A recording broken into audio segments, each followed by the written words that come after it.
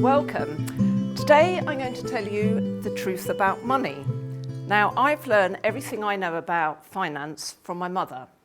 Not because she sat me down and taught me finance, quite the opposite in fact. It's because I looked at the lifestyle she was leading and thought, that's not going to be me. My mother was in an unhappy marriage, a very unhappy marriage, but she had no money in her own right at all. She wasn't working, but actually even if she did go out to work, she wasn't an educated lady, so she wouldn't have earned very much at all.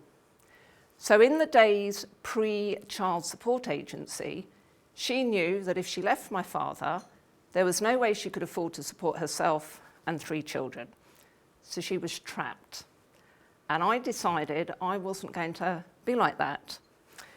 So I realized from an early age, money gives you choices.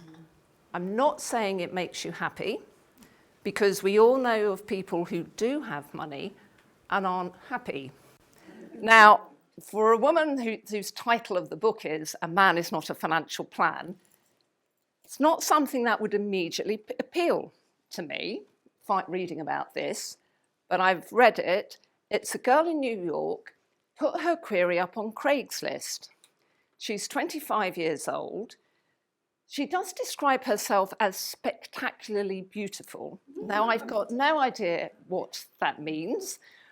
Never use that about either myself or anyone, but let's just assume she's, pretty high on the beauty stakes. She does also call herself classy.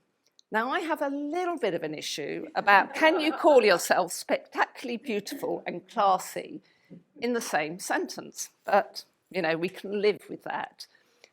Her query that she's put up is she wants to marry a man earning a minimum of $500,000 a year, because to her, a salary of $1 million in New York is only middle class. And what she's worried about is that up until now, she's only ever dated men who've earned, 100 to 150,000. So she's worried that she's hit that limit, and how does she get over it? So she's put a number of queries up on the web. She wants to know where all these rich men hang out, and real specifics, name of clubs, restaurants, gyms. She's been very smart. She's doing her research. She wants advice as to what age she ought to be targeting. How does she make sure that this man wants to marry her rather than just date her? And another comment she makes, which really makes me believe she's not classy at all, is she wonders why rich men tend to go out or marry very average-looking women. So the girl is not classy, but part of me thinks, I quite admire what she's doing. It's financial planning, maybe not the sort of financial planning that I do, but she's looked at where is she now, where does she need to get to, and she's asking for advice as to how to bridge the gap. So in many ways, she's very clever. Now, allegedly, she did get a reply from Rob Campbell, who at the time, allegedly, was the CEO of JP Morgan. Now, JP Morgan, big investment bank.